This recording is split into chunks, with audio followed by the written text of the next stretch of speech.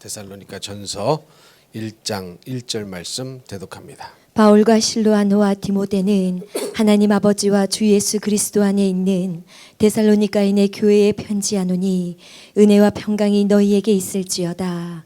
아멘. 아멘. 교회란 무엇인가? 교회는 어떤 곳이 되어야 되는가? 계속 이 주제를 가지고 수요일마다 말씀을 전하고 있습니다. 오늘 말씀을 전하고자 하는 이 데살로니가 전서 1장 1절 말씀인데요. 이 데살로니가라는 말은 데살로니가라는 도시에서 따온 말입니다. 그 당시에는 뭐 무슨 교회다 그러면 전부 그 지역 이름을 따서 붙여서 뭐 교회 이름이 특별하게 없었어요. 그 지역에 있는 뭐 에베소에 있는 교회는 에베소 교회가 되는 것이고 데살로니가에 있는 교회는 데살로니가 교회가 되는 것이고 이런 식으로 이름을 불렀죠. 그런데 이 데살로니가라는 도시는 마게도냐의 수도와 같은 도시입니다. 그 당시에 마게도냐라는 그 지역의 수도가 되는 도시예요. 그런데 이 도시는 또한 이 자유 도시로 유명했습니다. 자유 도시인데 자유 도시라고 하면 어떤 도시냐면 먼저 의회가 있어요. 자체적으로 의회가 조직이 되어 있습니다. 그리고 동전을 주조했죠. 동전을 만들어서 썼어요. 유통시켜서 동전을 사용했던 그런 도시였고요. 또 마지막으로 자유도시가 되려면 로마 주둔군이 없어야 됩니다.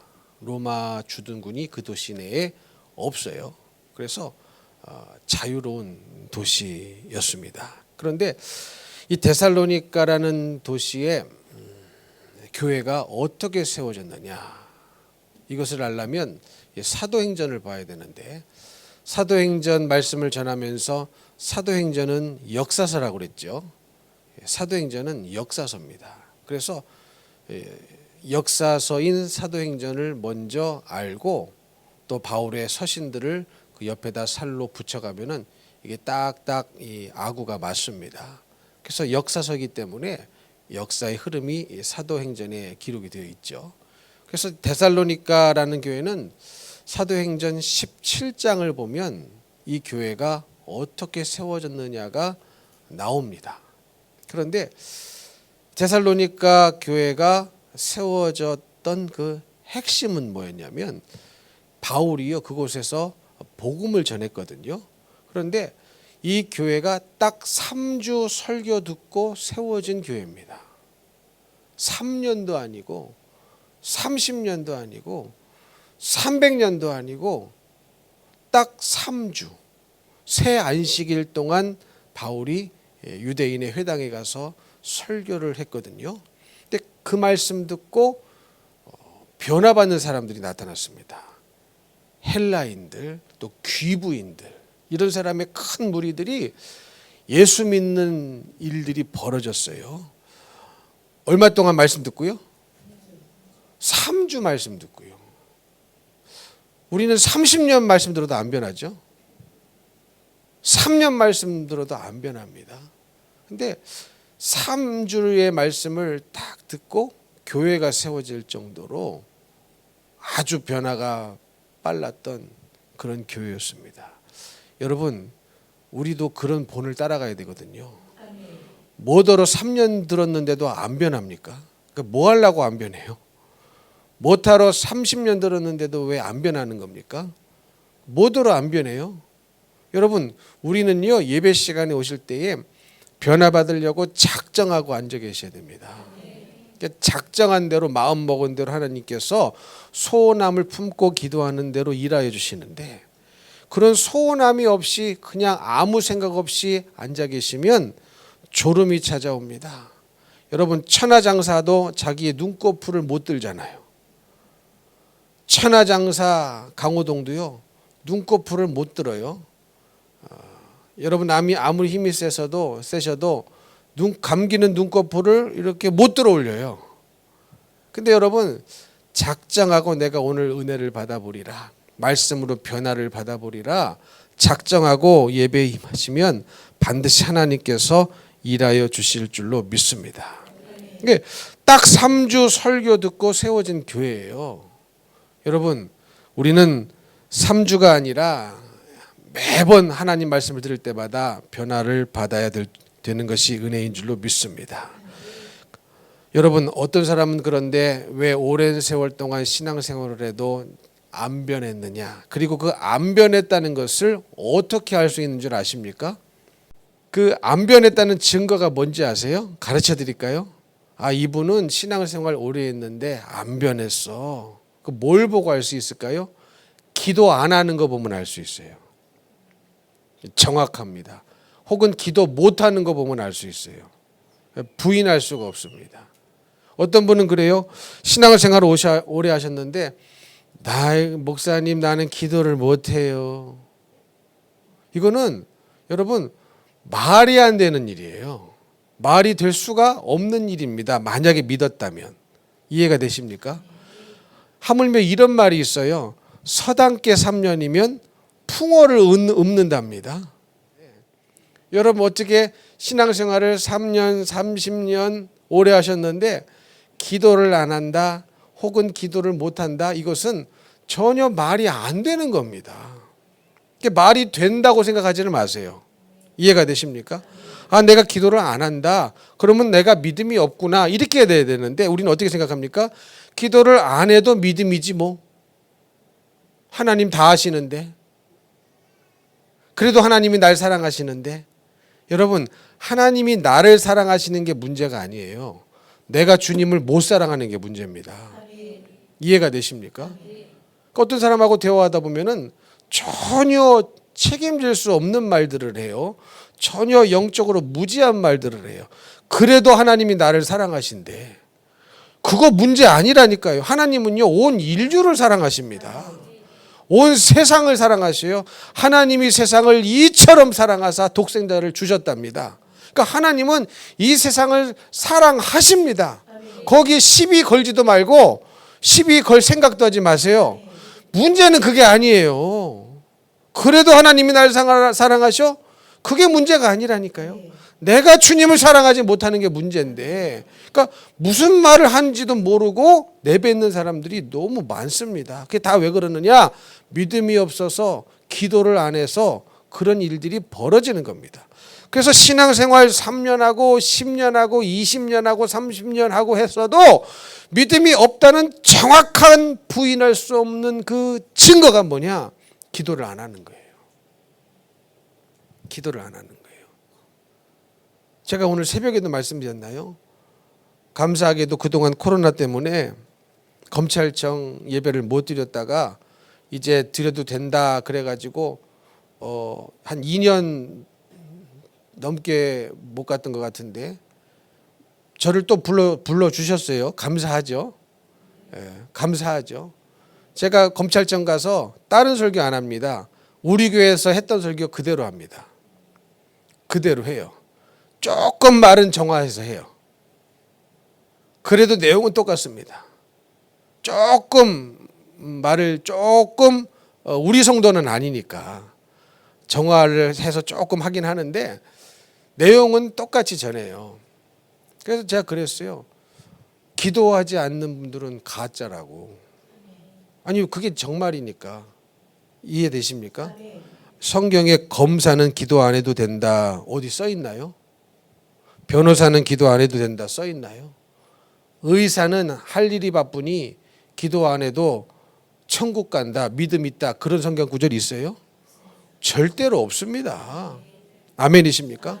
검사는 막 사건 처리하기 바쁘니 기도 안 해도 된다, 그런 구절이 있어요? 그럴수록 기도함. 정말 기도하는 분들은 바쁠수록 기도한답니다.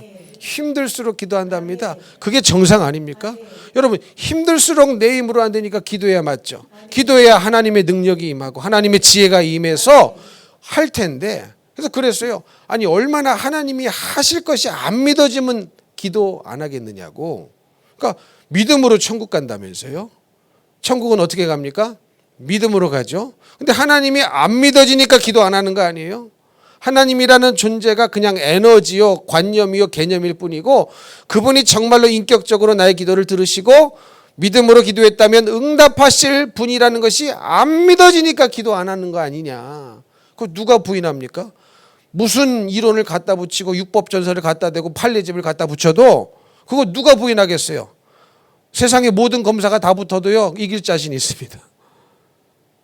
이길 자신이 있어요. 무슨 판례를 집어넣고 뭔 성경을 연구하고 조직하고 파헤치고 해가지고 뭐 이래서 기도 안 해도 되는 거 아니냐, 이래서 기도 안 해도 믿음 있는 거 아니냐 갖고 와도요 저는 이길 자신이 있습니다. 기도 안 하면 다 가짜예요. 이해가 되십니까? 그래서 여러분 이 생각이 문제인 거거든요. 근데 우리는 오래세월 동안 무슨 생각을 갖고 살아왔냐면 기도 안 해도 믿음이지 뭐, 기도 안 해도 천국 가겠지 뭐, 이런 생각을 버려야 됩니다. 그래서 생각이 복을 받아야 돼요. 생각이.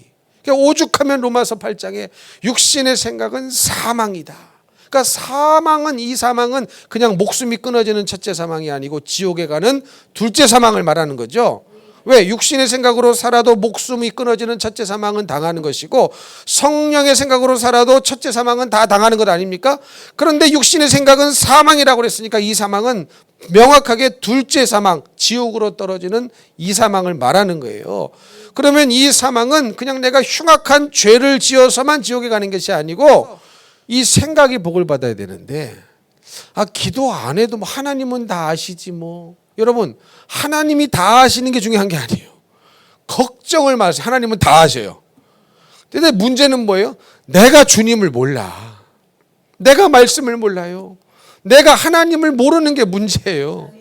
하나님은 나를 사랑하셔. 걱정을 마시라니까. 그게 문제가 아니라니까요. 그래서 요한복음 3장 16절에 하나님이 세상을 이처럼 사랑하셨다고 하셨지 않습니까? 독생자를 주셨으니, 근데 독생자를 주셨다고 다 천국 가느냐? 아니거든요. 독생자를 하나님의 아버지가 우리에게 주셨다고 해서 온 인류가 다 천국을 가느냐? 아니거든요. 믿는 자만 갑니다. 주님을 사랑하는 자만 천국에 가는 거예요. 근데 문제는 내가 주님을 안 믿는 게 문제고, 내가 주님을 사랑하지 않는 것이 문제고, 내가 주님을 모르는 게 문제인데, 주님은 내 영편 다 하셔. 죽을 때까지 그것만 붙잡고 계신 분이 있어요. 여러분 이 생각이 바뀌어야 됩니다. 그래서 생각이 복을 받아야 돼요. 육신의 생각은 물러가야 되고, 왜? 육신의 생각은 사망이고 하나님과 원수가 된다고 했어요. 그러니까 이 자리에 앉아 계신 분들 중에서도 그 육신의 생각 때문에 하나님과 원수지간인데 마치 평안한 것처럼 앉아 계신 분들이 얼마든지 있을 수가 있다는 거예요. 이해가 되시죠? 그래서 여러분 기준은 뭐냐? 증거는 뭐냐? 수십 년이 지나도 예수를 안 믿는다는 확실한 증거가 뭐냐? 기도 안 하는 겁니다. 기도 안 하는 거예요. 기도 안 하는 거예요. 익스큐즈가 안 돼요. 신뢰합니다. 그래도 됩니까? 안 돼요. 검사도 안 돼요. 판사도 안 돼요. 의사도 안 됩니다. 내 믿음은 다 각자 믿음이고 어머니 믿음으로 내가 천국 가는 거 아닙니다. 자식들 정신 똑바로 차려야 됩니다. 믿음 없는 어머니 말 따라가지 말고 아버지 말 따라가지 말고 우리는 예수 따라가야 돼요. 아멘이십니까? 믿음 없는 자녀 따라가면 안 되고 믿음 없는 신랑 아내 따라가면 안 되고 우리는 예수 따라가야 됩니다. 아멘이시죠? 그래서 분명히 이 믿음이 있다는 증거는 기도거든요. 믿어지니까 기도하는 거예요. 믿어지니까. 근데 우리는 기도하라는 말을 제일로 부담스럽게 여겨요. 근데 사실 이게 제일로 복된 소리고 제일로 복 주시려는 주님의 음성인 거거든요. 오직 우리에게 복을 주시기 원하셨으면, 끊임없이 쉬지 않고 복을 주시기를 원하셨으면, 쉬지 않고 기도에 응답을 주시기를 원하셨으면 쉬지 말고 기도를 하라고 바울을 통해서 말씀하셨겠습니까? 그럼 우리에게 부담을 주려고 하는 것이 아니라 쉬지 않고 기도해봐라. 내가 쉬지 않고 응답할게. 그거 아닙니까?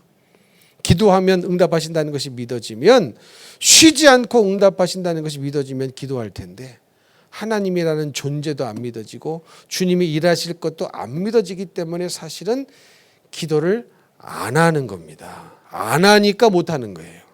이해가 되십니까? 세상의 모든 일은 할수록 늘어요. 그렇죠? 할수록 늘어요. 아무리 모르는 일도요, 처음 시작할 때는 어렵고 서툴고 힘들지만 할수록 이게 익숙해지고 늘게 마련입니다. 기도도 마찬가지예요. 일단 입을 벌리시고 주님과의 대화에 입을 트시면 계속 하시면 이게 늘어요.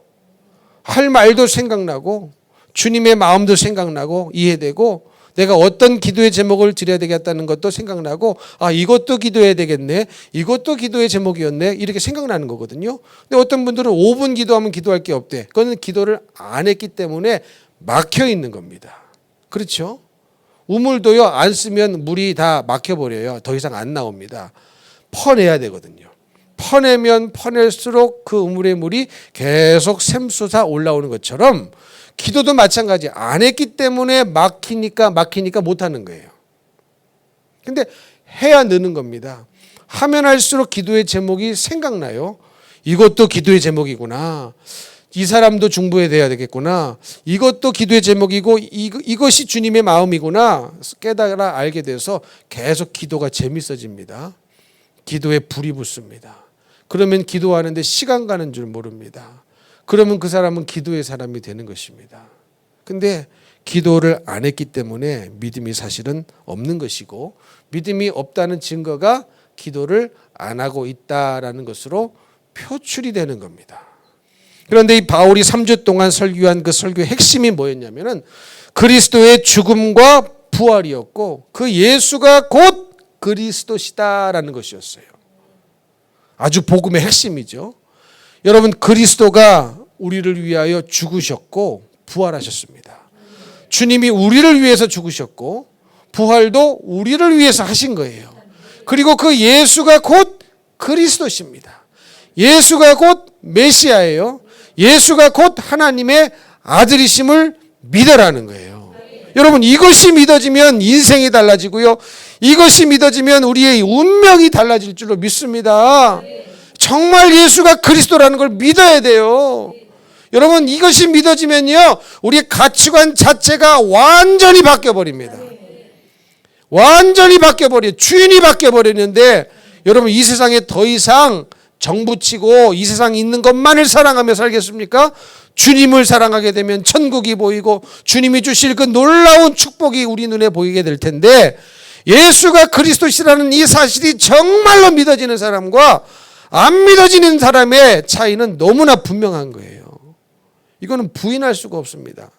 제가 가끔 말씀드리지만 모든 사람은 그래서 다 자기가 믿는 대로 살아요. 믿는 대로. 이거는 어떻게 꾸며낼 수가 없어요. 어느 정도 흉내는 낼 수 있지만 반드시 들통이 납니다. 그렇죠? 믿음이 없는데 믿음 있는 흉내를 내면 반드시 들통이 나게 되어 있어요. 그리고 믿음 있는 사람이 믿음 없는 흉내를 못 내요. 이해가 되십니까? 내 속에 있는 게 나오는 거예요. 내 속에 없는 것은 어느 정도 흉내는 낼 수 있지만 척할 수 있지만 한계에 봉착합니다. 한계에 다다릅니다. 아멘이십니까? 그래서 예수가 그리스도시다. 하나님의 아들이시다. 그분이 나를 위해 죽으셨고 나를 위해 부활하셨다는 것이 정말로 믿어지면 여러분 이 세상이 뭐가 두렵습니까? 무슨 문제가 도대체 우리를 두렵게 할 문제가 도대체 이 지구상에 존재하겠냐고요. 이해가 되십니까? 죽음인들 막으리까 그렇게 찬양해요. 죽음인들 막으리까. 근데 죽음은 고사하고 죽을 일도 아닌데 우리에게 걸리적거리고 막아지는 일들이 얼마나 많습니까? 이게 안 믿어져서 그런 거거든요. 안 믿어져서 그런 겁니다. 그래서 믿음이 있어야 되는 거예요. 죽을 때까지 믿음의 선한 싸움을 하셔야 될 줄로 믿습니다. 이 3주 설교를 듣고 경건한 헬라인의 큰 무리와 적지 않은 귀부인들이 바울과 실라를 따랐다. 3주 설교로 세워진 교회입니다. 기가 막히지 않습니까? 기가 막히지 않아요. 오늘 데살로니가전서 1장 1절만 읽었는데 그 뒤를 계속 읽어보면요. 데살로니가 교회가 3주 만에 세워진 교회인데 엄청나게 바울이 칭찬을 합니다. 엄청나게 칭찬을 해요. 어떤 교회는 30 뒤에 세워진 지가 몇십 년이 됐는데 주님이 꾸중하는 교회도 있는데 지금 사도 바울은 이 교회를 엄청나게 칭찬을 합니다. 믿음의 수고, 사랑의 수고, 인내 이런 것들을 이 교인들을 향하여 칭찬하는 내용이 나오거든요. 근데 몇 주 만에 세워졌다고요? 3주 설교 듣고 변화받은 것입니다. 아멘이십니까? 근데 유대인들은요, 이것을 시기하여서 불량배를 동원하여서 방해를 했어요. 사도 바울은 일정한 패턴을 가지고 선교를 했거든요. 항상 어디 도시를 가면 먼저 어디를 찾아가서 복음을 전했느냐? 유대인의 회당을 찾아가서 복음을 먼저 증거했어요. 이때도 마찬가지예요. 유대인의 회당에 들어가서 복음을 증거했어요. 그리스도의 죽음과 부활을 증거했고 예수가 곧 그리스도였다라는 것을 증거하니까 이렇게 경건한 헬라인 적지 않은 기부인들이 바울과 실라를 따랐는데 정작 하나님을 안다고 하는 유대인들은 이것을 뭐했다? 시기하였답니다. 그래서 불량배를 동원했어요. 근데 여러분, 시기하는 이 시기했다는 말은 뭐냐면 사실상 이들에게는 바울이 하는 설교가 진리냐 아니냐가 중요한 것이 아니라는 거예요. 아니라는 거예요. 시기입니다. 시기. 여러분도 시기 나면 그러시죠? 저 사람 시기 나면 그러시죠? 옳으냐 그러냐가 중요하던가요? 그거 전혀 안 중요해요. 그냥 시기가 나면 무조건 싫어. 틀린 소리 하면 틀린 소리에서 싫고 옳은 소리 하면 옳은 소리에서 싫어.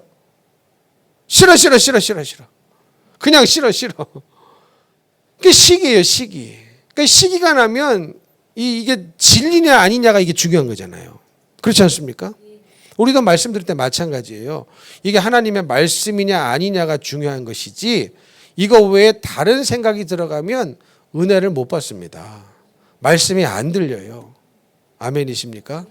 그러니까 중요한 것은 바울이 전한 이 메시지가, 이 설교가 진리냐 아니냐를 분별해야 되는데 구약을 풀어주면서, 그 당시에는 구약만 있었으니까 구약을 풀어주면서 구약에 예언한 메시아가 바로 예수 그리스도였고 이분이 죽으셨고 이분이 부활하셨다. 바로 그 예수가 그리스도시다라는 사실을 말씀으로 풀어주니까 오히려 헬라인들은 이것을 믿었단 말이에요. 하나님이 없다고 여겨졌던 헬라인들, 이방인들은 오히려 이것이 믿어졌는데 하나님을 안다고 하는 사람들이 안 믿어졌어요. 이거는 안 믿으려고 작정한 겁니다. 왜? 시기가 나니까. 시기가 나니까. 아, 지금 우리 회당에 오는 자들이 내 말을 믿어야 되는데 지금 내 말을 안 믿고 이 회당에서 다 빠져나가겠구나. 빠져나가서 따로 교회 세우겠구나. 이런 생각을 하는 거죠. 기득권 싸움입니다. 밥그릇 싸움입니다. 그게 시기의 결과였습니다. 여러분, 우리 마음속에 시기가 있는지 살펴보셔야 됩니다. 시기하면 진리가 안 보여요. 시기하면 주님이 안 보입니다. 잘못된 결정을 반드시 하게 되어 있습니다. 너무 이상하지 않아요? 하나님을 모르는 이방인들은 오히려 믿는데 하나님을 안다고 하는 백성들은 오히려 안 믿고 그 진리를 말하는 바울을 회방하고 배척하고 죽이려고까지 하니 이게 말이 안 되는 건데 이 모든 마음이 다 어디서 나왔다? 시기심에서 나왔다고 성경은 기록하고 있습니다. 그래서 바울이 이제 그 다음에 베레아로 가서 계속 이 사건이 선교 여행이 이어지는 장면이 나오는데 그러므로 말미암아 3주 만에 세워졌던 교회가 바로 데살로니가 교회였습니다. 자, 오늘 이제 드디어 1절을 읽으셨는데 오늘 1절만 설교하면 시간이 다 갈 것 같아요. 바울과 실로아노와 디모데는, 이 실로아노는 실라를 말하는 거예요. 실라를 말하는 겁니다. 하나님 아버지와 주 예수 그리스도 안에 있는 데살로니가인의 교회에 편지하노니. 이게 뭐예요? 편지예요. 편지. 뭐라고요? 편지예요. 바울이 쓴 서신 중에 가장 먼저 쓰여졌을 것이다 라고 여겨지는 것이 데살로니가 전서 후서입니다. 그러니까 바울 사역 초창기에 제일 먼저 써졌을 것이다 라고 여겨지는 편지가 바로 오늘 이 편지인 거예요. 그런데 항상 바울은 그 인사말을 뭐라고 표현하느냐? 은혜와 평강이 너희에게 있을지어다. 이렇게 표현을 합니다. 여기뿐만 아니에요. 항상 바울은 은혜와 평강이 너희에게 있을지어다. 이렇게 편지를 시작하는 서신이 많아요. 그러면 여러분, 교회란 어떤 곳인가? 교회란 어떤 곳인가? 하나님의 은혜와 평강이 넘치는 곳이 교회입니다. 믿으십니까? 뭐가 교회라고요? 교회는 뭐가 있어야 돼요? 하나님의 은혜와 하나님의 평강이 있어야 하는, 넘쳐나야 하는 곳이 어디라고요? 교회입니다. 믿으시면 아멘. 믿으시면 아멘. 그러니까 교회는 하나님의 은혜와 하나님의 평강이 넘쳐나는 곳이, 넘쳐나야만 하는 것이 교회인 거예요. 그런데 문제는 뭔지 아세요? 문제는 뭔지 아세요? 오늘날 교회에 그 은혜가 뭔지를 모르고 그 평강이 뭔지를 모른다는데 문제가 있는 거예요. 은혜, 카리스죠. 카리스. 평강, 에이레네. 원문으로 말하면 그런 단어를 써요. 그런데 우리가 다 동의를 합니다. 아, 교회는 은혜가 넘쳐야지, 평강이 넘쳐야지, 이렇게 말은 해요. 그런데 정작 그 은혜가 뭔지를 몰라요. 또 평강이 뭔지를 잘 모릅니다. 한번 예를 들어 볼게요. 여러분 가끔 그러시죠? 말씀 이제 설교 끝나고 나면 아, 목사님 은혜 받았어요. 은혜 받았어요. 그런 분들 계시거든요. 은혜 받았어요. 은혜 받았어요. 근데 여러분 그럴 때 여러분이 어떨 때 은혜를 받았다고 말을 하는지 한번 그 여러분의 속내를 점검해 보신 적이 있으신가요?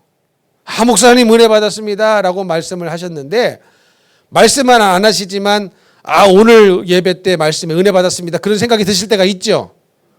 그냥 있다고 하세요.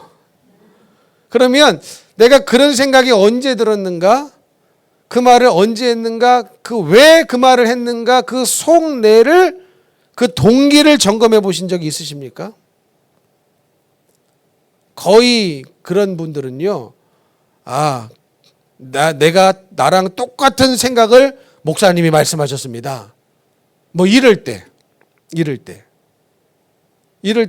대부분 말씀을 하실 겁니다. 근데 여러분 이 은혜라는 정확한 뜻은 뭡니까? 자격 없는 인간에게 베풀어 주시는, 죄를 덮어 주시는 하나님의 사랑인 동시에, 근데 우리는 거의 여기까지만 알아요. 아, 은혜. 그렇지. 자격 없는 자 주님께서 우리를 살려 주셨어. 죄를 덮어 주셨어. 하나님의 사랑으로 우리의 죄를 덮어 주셨어. 여기까지만 은혜를 생각합니다. 근데 여러분 제가 자주 말씀드렸지만 여기까지 생각하는 사람은 은혜를 반도 모르는 사람입니다. 반도 모르는 사람이에요. 근데 많은 사람들이 대부분의 은혜를 여기에다만 사용을 합니다. 여기에다만 사용을 해요. 그래서 어떤 설교에 은혜를 받습니까? 주로 여러분이 은혜 받았다는 설교가 뭐예요? 괜찮아, 괜찮아. 그래도 하나님은 당신을 사랑해. 그래도 하나님은 나를 사랑하셔. 괜찮아, 괜찮아. 다 이런 내용의 은혜를 받더라고요. 반대로 그거는 죄입니다. 회개해야 됩니다. 은혜를 못 받아요. 은혜를 못 받아요. 그러면 그 기준이 뭐예요? 자기의 감정인 거거든요. 자기의 감정이 딱 기준이 돼서 죄를 졌는데도 괜찮다고 하면 은혜가 되는 거예요. 그러나 그것은 죄입니다. 회개해야 됩니다. 그러면 은혜가 안 돼요. 거기다가 목소리까지 높아봐 은혜가 안 돼. 은혜가 안 돼. 다 기준이 뭐예요? 우리의 감정입니다. 감정이에요. 또 그런 얘기들을 하시더라고요. 아, 나는 이런 스타일의 설교를 좋아합니다. 아니, 예수님이 설교를 어떻게 하셨는데? 그런 얘기를 그냥 서슴지 않고, 그게 뭡니까? 내가 고른다는 거죠. 나는 이런 스타일을 좋아해. 내가 고른다는 거예요. 근데 교회는 내가 들어야 할 말씀을 들으러 오는 곳이지 내가 원하는 말씀, 원하는 스타일로 오는 것이 아닙니다. 그래서는 변화가 없어요. 그래서는 변화가 없습니다. 근데 내가 원하는 스타일은 거의 다 그냥 대우해 주는 거거든요. 대우. 안 건드리는 거. 안 건드리는 거. 아유, 목사님 저분 건드리면 안 됩니다. 저분 사장이에요. 교회 헌금에 반을 합니다. 저분 나가면 큰일 납니다. 근데 저는 우리 교회는 그런 분은 없지만 만약에 그런 소리를 들은다면 더 건드리는 설교를 할 것 같아요. 왜냐하면 살아야 되잖아요. 그렇지 않습니까? 근데 그런 얘기들이요, 심심치 않게 있어요. 심심치 않게 있어요. 그러니까 목사도 문제지만 성도도 목사를 타락시키는 것도 또 성도들입니다. 목사의 입을 틀어막는 거죠. 말 못하게. 그런 거죠. 그러면서 이런 스타일이 좋다고, 이런 스타일이 좋다고. 예수님의 설교는 도대체 어떤 설교였습니까? 이 독사의 새끼들아. 여러분에게 한 게 아니에요. 예수님이 흉내낸 거예요, 지금. 예수님이 독사의 새끼들아.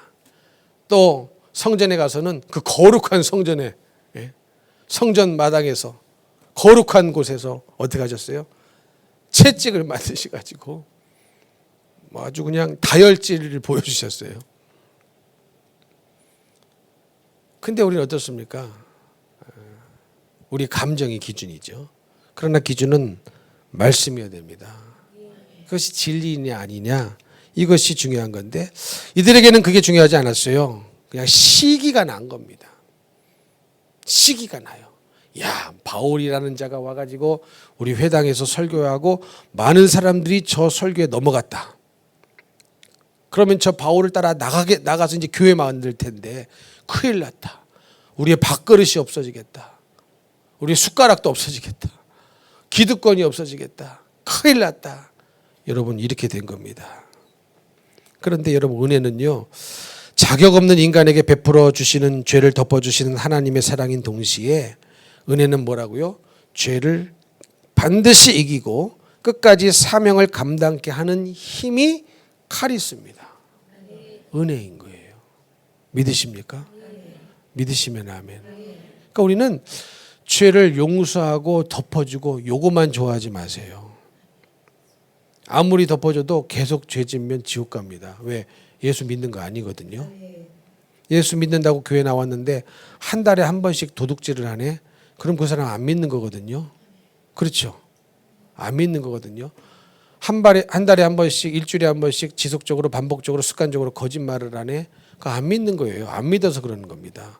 실수해서 죄 짓는 거하고 정확히 알고 인지하면서도 지속적으로 반복적으로 습관적으로 짓는 죄는 다릅니다. 달라요. 이해가 되십니까? 알면서도 습관적으로 지속적으로 반복적으로 짓는 죄는 믿지 않는다는 정확한 증거인 거예요. 그런데 이 죄를 어떻게 끊어낼 수 있느냐? 그게 은혜의 힘입니다. 어떻게 사명을 끝까지 감당할 수 있느냐? 그것이 주님이 주신 은혜의 힘입니다. 그래서 바울을 보세요. 바울이 얼마나 하나님의 크신 사랑과 은혜를 받았습니까? 그렇죠. 바울은 어떤 인물이었습니까? 예수 믿는 자 잡아다가 옥에 가두는 일을 열심으로 특심으로 했던 사람입니다. 그것이 맞다고 철석같이 여겨져서 그 일에 사명 갖고 했던 사람이에요. 근데 그런 자를 주님이 찾아오셨어요. 다메섹 도상에서. 얼마나 큰 은혜입니까? 은혜로 찾아와 주셔서 그 죄를 어떻게 하셨어요? 덮어주셨어요. 덮어주셨습니다. 그러면 죄를 덮어주고 바울이 그 죄를 똑같이 다시 짓고 반복해서 짓고 옛생활로 돌아갔습니까? 아닙니다. 그 죄를 다 끌어내버렸어요. 그거 쉬웠을까요? 바울이 갖고 있었던 그 엄청난 성격의 지식이 예수는 십자가에 죽어도 마땅한 자라고 여겼던 지식이었는데 이 지식이 바뀌어지는 게 쉬워요? 한 번 박힌 지식이 바뀌어지는 게 쉽겠습니까? 결단코 쉽지 않습니다. 그러나 주님이 만나주시고 은혜를 주셨기 때문에 바꿀 수 있었던 거예요.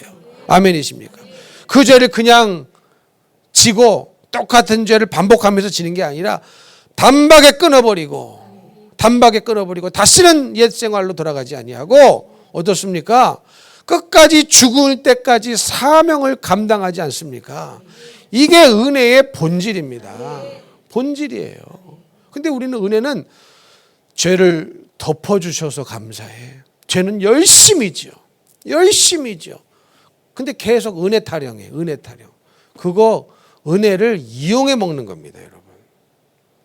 이해가 되십니까? 아주 악한 거예요. 하나님의 은혜를 이용해 먹는 거예요. 무슨 말씀인지 이해가 되세요? 은혜를 이용하시면 안 돼요. 그거는 은혜를 안 받았다는 증거입니다. 은혜를 받으면 죄가 끊어져요.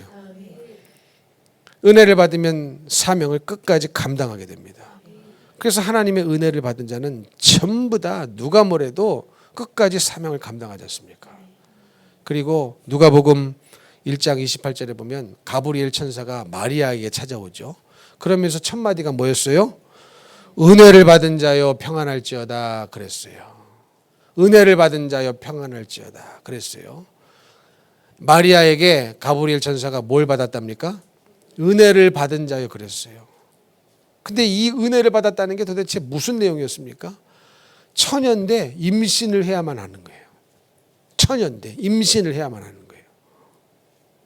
근데 이 마리아가 그 당시에는 처녀인데 임신을 하면 돌에 맞아 죽어야만 하는 세상이었습니다. 그때는 율법이 그래요.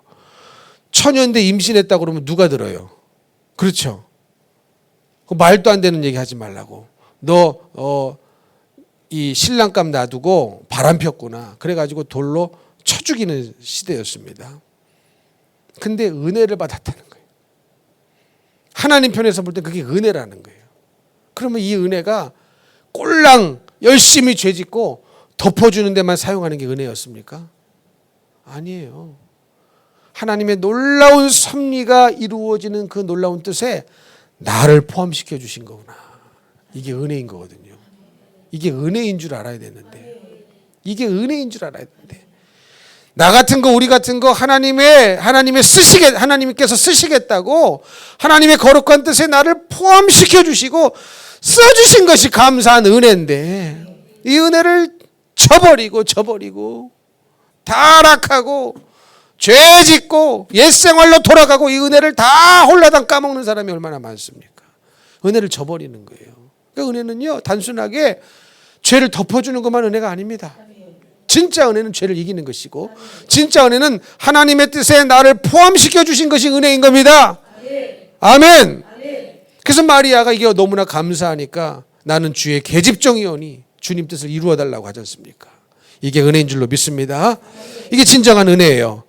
그리고 평강이 뭔지를 알아야 돼요. 평강, 에이레네. 이 평강이 뭔지를 알려면 에베소서 2장 14절로 18절 말씀을 봐야 됩니다. 읽어주세요. 그는 우리의 화평이신지라 둘로 하나를 만드사 원수된 것 곧 중간에 막힌 담을 자기 육체로 하시고 법조문으로 된 계명의 율법을 폐하셨으니 이는 이 둘로 자기 안에서 한 세 사람을 지어 화평하게 하시고 또 십자가로 이 둘을 한 몸으로 하나님과 화목하게 하려 하심이라. 원수된 것을 십자가로 소멸하시고 또 오셔서 먼 데 있는 너희에게 평안을 전하시고 가까운 데 있는 자들에게 평안을 전하셨으니 이는 그로 말미암아 우리 둘이 한 성령 안에서 아버지께 나아감을 얻게 하려 하심이라. 아멘. 아멘. 예, 지금 읽으신 말씀을 보면 화평이라는 말이 두 번 나오고 평안이라는 말이 두 번 나와요. 이거 다 같은 단어 에이레네, 평강을 뜻하는 단어, 똑같은 단어입니다. 그런데 이 읽어보셔서 아시겠지만 이 에베소서 2장에서 말씀하고 있는 화평, 평안은 어떤 화평을 지금 말하고 있습니까? 어떤 화평을 말하고 있어요? 결론적으로 말하면 누구와의 화평이고 누구와의 평강을 에이레네라고 말하고 있습니까? 하나님과의 평강인 거예요. 하나님과의 관계의 평안인 겁니다. 이해가 되시죠? 근데 이 평강을 예수님께서 십자가에 못 박혀 죽으심으로 말미암아 자기 자신이 십자가의 희생 제물이 되심으로 말미암아 자기의 육체를 허시고 하나님과의 막힌 담을 우리 인간과 하나님과 사이가 죄로 막혀버렸는데 우리 예수님께서 희생 제물이 되셔서 이 막힌 담을 허물어 주심으로 말미암아 얻게 된 평강인 겁니다. 이해가 되시죠? 그러니까 이 평강이 교회에 있어야 되는 것이고 또 교회가 해야 할 사명도 바로 이 평강을 이루는 데 쓰임을 받아야 되는 것이 교회라는 거예요. 근데 우리는요, 대부분의 사람들은 교회가 평안해야 돼. 그러면 거의 누구와 평안을 생각하는 줄 아십니까? 사람과의 평안만 생각을 하더라라는 거예요. 여러분 부인하실 수 있겠습니까? 사람과의 평강은 둘째 문제고 먼저 하나님과의 평강이 이루어져야 된다라는 사실입니다. 그래서 교회는 이런 은혜와 평강이 넘치는 곳이 되어야지 인본주의적인 은혜, 무조건 죄만 덮어주고 인본주의적인 평강, 사람과의 평강은 있는데 하나님과의 평강은 없는 것이 되어서는 안 되는 겁니다. 이해가 되시죠? 그래서 하나님과의 평강을 이루어 주시기 위하여 우리 예수님이 죽으신 거예요. 그래서 우리도 교회된 우리가 희생제물이 되어서 다른 사람이 하나님과 화평을 이룰 수 있도록 희생을 해야 되고 희생제물이 돼야 되는데 그런 사람이 없다는 거예요. 별로. 그런 자리에까지 가면은 희생제물이 되는 게 너무 힘들어서 도망가 버려요. 그리고 홀라당 사람과 화평을 이루고 끝나버려요. 그러니 교회가 아닌 겁니다. 하나님이 일하실 수 있는 틈이 없는 겁니다. 하나님이 기적을 이루실 수가 없는 겁니다. 여러분, 하나님이 기적을 이루시려면 반드시 하나님은 믿음을 통하여서 일하시거든요. 아멘이십니까? 믿음을 통하여서 하나님이 개입하셔요. 다니엘이 믿음으로 뜻을 정하고 결단했을 때에 하나님이 개입해 주셔서 열흘 동안 채소만 열심히 먹었는데 산의 진미 육해공군을 다 먹은 다른 아이들보다 어때요? 훨씬 더 빛이 나고 윤기가 있었다지 않습니까? 이거 기적인 거거든요. 이거 하나님이 하신 일이거든요. 그럼 하나님이 그렇게 개입하시고 일하시고 기적을 보여주시려면 반드시 뭐가 있어야 돼요? 믿음이 있어야 됩니다. 믿음이 있어야 되는데. 근데 우리는 대부분의 분들이요, 그냥 사람하고만 화평하려고 해요. 이거 여기에 집중을 해가지고 사람과 화평이 되면 모든 문제가 끝난 줄 알고 기도 끝 다 끝내버립니다. 근데 여전히 하나님과는 화평한 사실이 없다. 하나님과는 여전히 불화하다. 이런 사람들이 의외로 많습니다. 성경의 단어들을 은혜나 평강이나 모든 이런 단어들을 너무 인간적으로 해석하고 인간 중심으로만 해석하기 때문에 이런 일들이 발생하는 겁니다. 은혜라는 것도요, 나 중심으로 생각하니까 나 중심으로 생각하려면 죄를 덮어주는 게 좋지 알려주는 게 좋아요? 드러내는 게 좋아요? 안 좋죠. 근데 안 드러내주면 어떻게 할 거예요? 내가 그 죄가 나 안에 있는지도 모르는데 이해가 되십니까? 그런 더러운 죄가 내 안에 있는지도 모르고 오랜 세월 동안 살아왔는데 알려주는 이가 없으면 어떻게 알겠습니까? 알려주는 이가 없으면 어떻게 알겠냐고요. 알려주는 것이 감사하죠. 모르고 죽으면 지옥인데 알려주고 회개한다면 천국이니 얼마나 감사한 일입니까? 아멘이십니까? 평강도 마찬가지예요. 그냥 하나님과의 평강은 전혀 생각하지 아니하고 사람과 화평하면 돼, 평화하면 돼 이러고 끝나는 사람들이 얼마나 많냐는 거죠. 근데 하나님과 여전히 불통하고 불화하고 여전히 죄 때문에 막힌 담이 있다는 사실을 전혀 인지하지 못하고 살아가는 사람들이 너무나 많다는 겁니다. 이해가 되십니까? 여러분의 가정을 한번 곰곰이 생각해 보세요. 내 가정은 하나님과의 평강을 최고로 우선순위를 두는 가정의 진정한 주님이 주인이 되신 교회가 되고 있는가? 아니면 하나님과의 평강은 전혀 내 염두에 없고 생각 자체에 없고 너하고 나하고 뜻이 맞으면 된다. 아내와 남편이 뜻이 맞으면 된다. 부모와 자식이 뜻이 맞으면 된다. 그래가지고 다 그리 몰아가는데 사실은 여전히 하나님과는 해결하지 못한 불신의 깊은 수렁과 늪이 있다는 사실을 모르고 있는 사람들이 너무 많다는 거죠. 이해가 되십니까? 이해가 되시면 아멘. 그러니 어떻게 합니까? 십자가를 지어야 되는데 예수님처럼 희생 제물이 되어서 사람들의 끊어진 하나님과의 관계를 회복시키는 것이 교회인데 그렇기 때문에 십자가를 지어야 되는데 십자가를 버리고 도망가더라라는 것입니다. 여러분 어떻습니까? 여러분은 그 어떤 사람이 여러분의 영향력 아래에 있는 사람이 하나님과 끊어진 관계를 회복시켜 주는데 여러분이 쓰임을 받고 있습니까? 아니면 더 끊어놓는데 쓰임을 받고 있습니까? 이것은 아주 중대한 문제예요. 왜냐하면 우리는 예수 제자 아니면 마귀 제자거든요. 그렇죠? 중간지대는 없어요. 내가 그 누군가를 나의 영향력 아래에 있는 그 누군가를 하나님과의 끊어진 관계를 이어주고 세워주는 데 쓰임을 받고 있는지, 아니면 오히려 더 끊어놓고 있는데 쓰임을 받고 있는지를 곰곰이 묵상해 봐야 됩니다. 만약에 하나님과의 관계를 오히려 사람과의 관계만 열심히 맺고 하나님과의 관계를 끊어놓고 있는데 쓰임을 받고 있다면 마귀 제자입니다. 정확하게 마귀 제자인 거예요. 교회 안에 마귀 제자가 없을 줄 아시죠? 있습니다. 교회 안에 예수님 제자도 있고 마귀 제자도 있어요. 근데 다 나는 예수 제자라고 생각할 뿐이지 사실은 알곡도 있고 가라지도 있지 않습니까? 양도 있고 염소도 있지 않습니까? 그러면 예수님 제자 아니면 마귀 제자라는 거예요. 천국 아니면 지옥입니다. 예수님 제자 아니면 마귀 제자인 거예요. 그런데 내가 참 이 평강이라는 단어 하나만을 가지고도 놓고 봤을 때도 내가 누군가를 하나님과 연결시켜주기 위하여 하나님과 죄 때문에 그 무너진 그 다리를, 연결고리를 맺어주고 내가 희생해서라도, 내가 욕을 먹더라도, 내가 정말로 희생 제물이 된다 할지라도 하나님과 그 사람과의 끊어진 관계를 연결시켜주는 데 쓰임을 받고 있는지, 아니면 그나마도 있는 관계도 끊어놓는 데 쓰임을 받고 있는지, 이것을 정말로 심각하게 생각해 봐야 됩니다. 정말로 심각하게 생각해 봐야 돼요.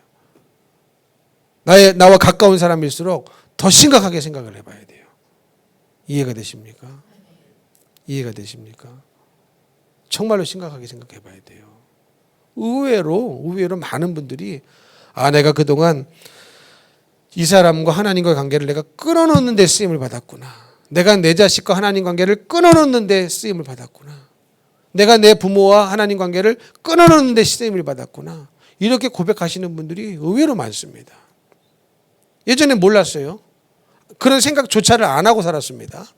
그러다가 말씀을 듣고 정말로 내가 내 자식과 하나님과의 관계를 끊어놓는데 내가 쓰임을 받고 있었구나. 이렇게 고백하시는 분이 있어요. 내가 내 아내와 내 남편과 하나님과의 관계를 끊어놓는데 쓰임을 받고 있었구나. 이렇게 고백하는 분이 있단 말이에요. 그런데 여러분, 중요한 게 뭐라고요? 하나님과의 끊어진 관계를 이으는데, 회복시키는데 쓰임을 받으려면 반드시 십자가를 져야만 합니다. 예수님처럼. 예수님이 십자가를 지셨기 때문에 우리와 하나님과의 막힌 담이 허물어진 거예요. 믿으십니까? 예수님이 십자가를 집어 던져버리시고 도망가셨다면 막힌 담이 허물어지질 않습니다. 하나님과의 관계가 회복될 길이 없어요. 우리도 마찬가지예요. 내가 누군가와 하나님과의 관계를 다시 회복시켜 주시고 연결시키려면 반드시 우리가 져야 할 십자가를 반드시 져야 됩니다. 아멘이십니까? 근데 이게 무겁고 힘들거든요. 그리고 안 지니까 사람하고 평화하고 끝나버리더라는 거예요. 제가 언젠가 울산에 있는 한 권사님 간증 얘기를 드린 적 있죠. 여러분 기억나시죠? 저는 권사님 하면 어릴 적부터 그 권사님이랑 오랫동안 이 관계를 맺어서 그런지 참 그런 분이 권사님이라는 생각이 딱 머리에 박혀 있어요. 권사님은 이런 분이구나. 권사님은 이런 분이구나. 딱 머리에 박혀 있어요. 근데 이분이 옛날에 처음 처녀 때는 믿음이 없었어요. 믿음이 없어가지고 그냥 돈 많고 핸섬하고 그런 남자분과 결혼을 하신 거예요. 그런데 이제 신앙이 들어간 거죠. 믿음이 들어간 거죠. 근데 남편은 여전히 믿음이 없는 겁니다. 이런 일들이 발생하겠죠. 그래서 예수 믿는 사람이랑 결혼하라는 거예요. 아멘이십니까? 근데 어때요? 많은 분들이요, 그냥 어느 정도는 아멘해. 그러나 홍기가 차면은 노멘으로 바뀌어. 이게 문제입니다. 여러분, 홍기가 차면 하나님의 말씀이 바꿔지든가요? 변질되든가요? 이러다 장계 못 가겠다. 장가도 아니야, 장계. 장계 못 가겠다. 우리 교회에 있다간 장계 못 가겠다. 딴 교회 가라. 이 신앙생활 하다간 장가 못 가겠다. 딴 교회 가라. 막 속에서 이런 생각하시는 분들 회개해야 됩니다. 회개해야 돼요. 장가 가는 게 인생의 목적이에요? 죄송합니다. 예수 믿고 천국 가는 게 인생의 목적이지. 내가 만들어지면요, 주님은요 붙여주셔요. 아니 내가 지금 흔들리는데 누구를 거기다가 붙여놓겠습니까? 누구를 망하게 하려고? 누구를 망하게 하려고요? 누구 가정을 망하게 하려고? 나도 믿음 없는데 누구를 망하게 하려고 붙이겠냐고요.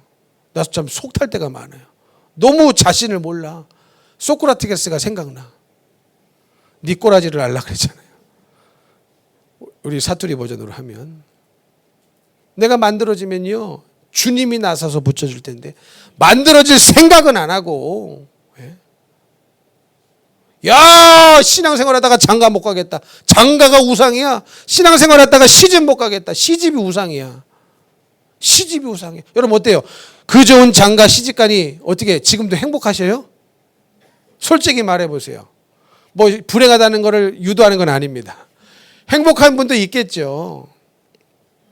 힘든 분도 있겠죠. 그게 인생입니다. 근데 중요한 건 그게 아니라는 거예요. 중요한 건 예수 믿고 천국 가는 것이고, 무엇보다도 최고의 우선순위는 믿음이 돼야 되는데 이게 나이가 들면 흔들려 버려요. 그 마음을 인간적으로 이해 못하는 것은 아닙니다. 그러나 인간적으로 이해하는 것은 이해하는 것이고, 믿음으로 살아야 되는 것은 반드시 포기할 수 없는 가치입니다. 아멘이십니까? 포기할 수 없는 가치예요. 그러다가 은혜를 받아가지고 이분은 막 은사가 임했어요.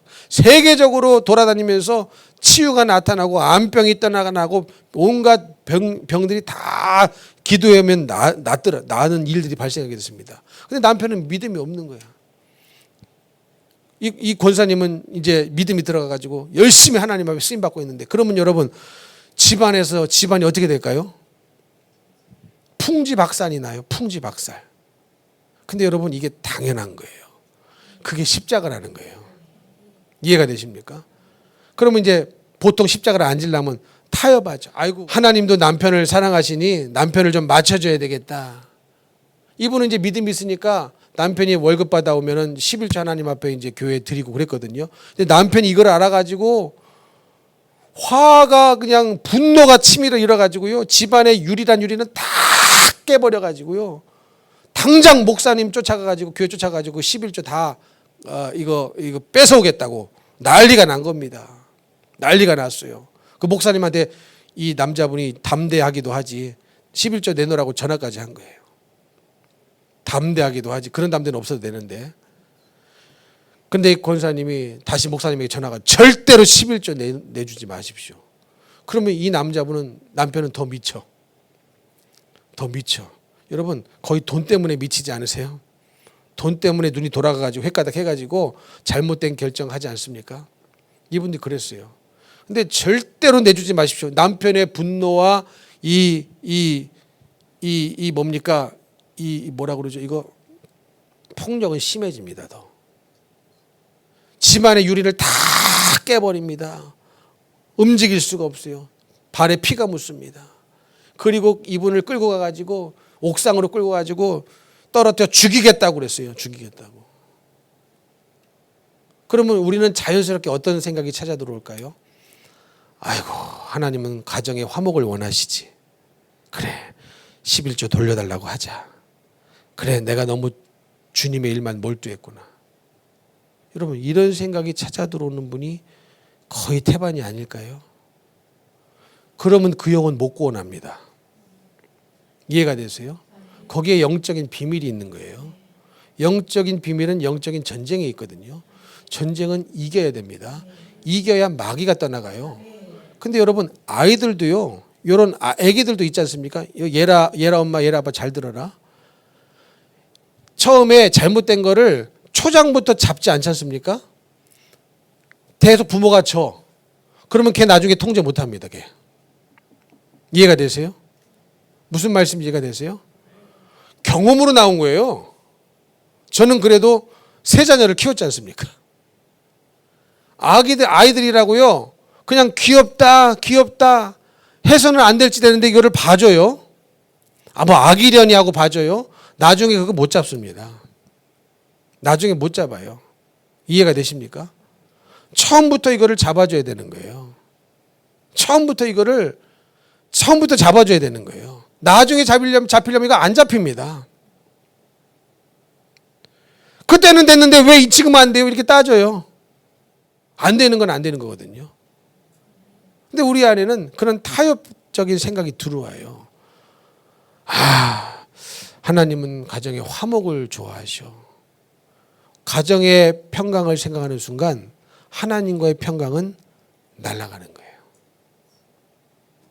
그래서 말씀을 생명처럼 여기라는 거예요. 근데 말은 그렇게 하잖아요. 말씀이 생명이다. 진리다. 그런데 우리는 다 사실은 어떤 한계점에 오면은 스스로 변질시키거든요. 그리고 스스로 타협점을 찾거든요. 스스로 끌어내립니다. 이게 아니었나 봐. 스스로 다시 왔던 길을 되돌아가요. 돌아가서는 안 될 길을 되돌아갑니다. 자기가 침 뱉었던 곳으로 토한 자리로 다시 돌아간다는 얘기예요. 그러면 여러분 마귀가 이기는 거예요. 아멘이십니까? 이게 영적인 전쟁인 거거든요. 죽인다고 해도 여러분 마귀는요 으르렁거리기는 하는데 우리에 갇혀서 으르렁거리는 것과 똑같아요. 믿으십니까? 여러분 동물원 가보셨죠? 동물원에 무서워서 어떻게 가요? 아니 동물에 가면 사자도 얼마나 많아. 호랭이도 얼마나 많아요. 뱀하고 그렇게 무시무시한 곳을 동물원 어떻게 가요? 근데 여러분 하나도 안 무섭게 막 들어가시죠? 입장권 내고 막 가서 막 먹기도 하고 그 옆에서 사진 찍기도 하고 호랑이 옆에서. 왜 그런 겁니까? 갇혀있는 호랑이잖아요. 갇혀있는 사자니까 전혀 안 무섭거든요. 근데 마귀가 꼭 그래요. 삼킬 자를 찾고자 으르렁거리는데 믿음의 사람은 못 잡아먹습니다. 절대로 못 잡아먹어요. 근데 잡아먹을 것처럼 으르렁거니까 거기서 이제 수그러들이는 거예요. 그러면 지는 거예요. 만약에 그 권사님이 그 순간 육신의 생각이 들어와서 하나님은 가정의 평강을 원하셔. 그래가지고 그래 내가 지금은 11조 다시 받아오고 남편이 좀 믿음이 조금 들어갔을 때 다시 11조 생활을 해야 되겠다. 그럼 그 남편 절대로 못 돌아옵니다. 그게 마귀 역사예요. 여러분 신앙생활 하신 분도 믿음으로 살기가 어려운데 그런 분들이 믿음으로 갑자기 변하는 게 쉬울까요? 어렵습니다. 이겨야 마귀가 떠나는 거거든요. 그러니까 그렇게 만드는 것은 그 사람이 아니에요. 그 속에 있는 악한 영입니다. 그 속에 있는 악한 영이 그렇게 만드는 것이지 그 사람이 하는 게 아니거든요. 그래서 악한 영을 영적인 전쟁에 이겨야 되는데 이길 수 있는 길은 사랑과 진리인 거예요. 진리를 포기하면 집니다. 진리를 포기하면 져요. 11조를 주님 앞에 드려야 되는 것인데 다시 이거를 뺏겨가지고 내놓으라고 하면 이게 죄가 되는 거거든요. 진리를 지켰다가 다시 죄가 되니 주님이 역사하실 수가 없어요. 마귀가 그 순간 이겨버리는 거예요. 그럼 마귀가 영적인 세계에 난리 나는 겁니다. 다시는 그 영혼 잡혀지지 않습니다. 그 남편. 마치 아기들 어린아이라 할지라도 계속해서 그 잘못을 허용하면은 안 잡히는 것처럼 졌기 때문에 안 잡히는 거거든요. 어린아이지만 사랑하는 마음으로 영적으로 장악을 해서 죄는 죄야! 알려줘야지. 그래야 나중에 상투를 안 잡아요, 이게. 요즘 아이들이 이 머리 꼭대기까지 올라가가지고 이 상투 집어 트는 애들이 얼마나 많아요. 뭐 레스토랑 가가지고도요, 남의 상에 가가지고 막 온 사방팔방을 다 지 테이블인 것처럼 돌아다니고 있어요. 그런데 엄마는 뭐라고 하면은 왜 우리한테 그래요? 기 죽이게? 기 살려야지. 기는 자기 집에서 살리지. 왜 남의 테이블까지 방해하면서. 그건 기 살리는 게 아니고 죄짓게 만드는 거거든요. 버릇없게 만드는 거거든요. 그 구별을 못하는 거예요. 근데 여러분 그거를 꺾어줘야 되는데 그 남편이 이분의 믿음의 결단으로 꺾어졌을 때에 그런 이 믿음의 결단과 사건들이 쌓여서 결국은 이 남편이 예수를 믿었습니다. 그리고 결국은 이 권사님이 전 세계를 돌아다니면서 사역을 잘 하실 수 있도록 순한 양이 됐어요. 옛날에는 흑염소였어. 근데 순한 양이 돼가지고 이분 밥 차려주고. 여러분 그런 사역하면요 이게 진이 다 빠집니다. 이게 이 치유 사역하면요 이게 영적인 기운이 다 빠져버려요. 그 잘못하면 그 아픔이 나에게 와가지고 엄청나게 힘듭니다. 이게 내가 집에 들어가면 밥상 하나 차려 먹을 수가 없어요. 여러분 그래서 주의 종들을 수종을 드는 거예요. 뭔 말인지 이해가 되세요? 이게요, 이게 막 상담하고 설교 쏟아내고 기도하고 기도해주고 그러면요, 이게 영적인 에너지가 이만저만 빠져나가는 게 아닙니다. 이 쉬고 싶은 마음밖에 밥 먹은 게 생각이 안 나요. 근데 이게 밥을 어떻게 차려? 어떻게 차려요? 그 권사님이 그랬거든요. 우리가 해보니까 그게 뭔지 알겠더라고. 근데 남편이 순한 양이 돼가지고 밥상 다 차려드리고 빨래 다 해드리고 너무너무 주님 손에 붙들려 쓰임을 잘 받고 천국 가셨습니다. 그게 영적인 세계에서 권사님이 이겼기 때문입니다. 그게 뭐예요? 평강의 정확한 의미인 거거든요. 사랑하는 성도 여러분, 하나님의 은혜, 하나님의 평강을 기억하십시오. 하나님과 평강하세요. 사람과만 평강하지 마시고 먼저 하나님과 평강하면 이것이 이 기준이 무너지지 않으면 그 사람하고는 반드시 사랑과 진리로 평강하게 되어 있습니다. 그리고 그 진리만 필요한 게 아니에요. 사랑이 필요해요. 왜? 미워하면 안 되거든요. 절대로 미워하면 지는 거거든요. 이해가 되십니까? 여러분, 그 남편이 얼마나 미웠겠습니까? 인간적으로 생각하면은. 뭣도 모르고 죽을 줄도 모르고 막 깨 제끼고 폭력 쓰고 예수 믿는다 그러니 얼마나 이게 보통 사랑이 아니면 이거 감당 못 합니다. 그러니 사랑과 진리는 같이 가야 되는 거예요. 그래서 우리 교회 이름이 너무 좋은 거예요. 사랑이 있어야 됩니다. 진리만 있어도 안 돼요. 사랑이 있어야 됩니다. 사랑만 있어도 안 돼요. 진리도 있어야 됩니다. 그래서 고린도전서 13장에 사랑이 뭐라고 했어요? 진리와 함께 기뻐하는 거라고 했잖아요. 진리가 있어야 돼요. 이 두 가지가 꼭 필요해요. 그래야 그 남편 안 버리죠. 사랑과 진리로 승리해야 되거든요. 그래야 그 속에 붙어있는 귀신 마귀가 떠나갑니다. 그때 승리가 오는 거예요.